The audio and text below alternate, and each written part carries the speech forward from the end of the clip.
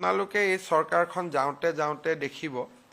যে কোনোবা এজন অফিচাৰে যদি আপোনাৰ পৰা টকা লৈছে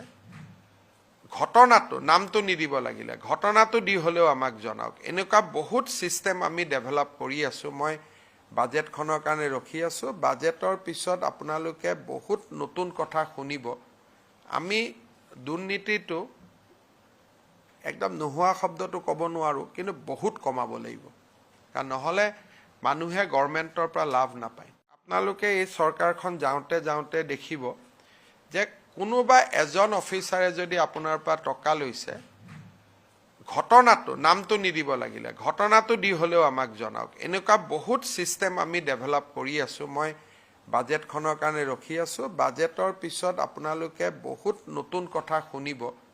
আমি দুৰ্নীতিটো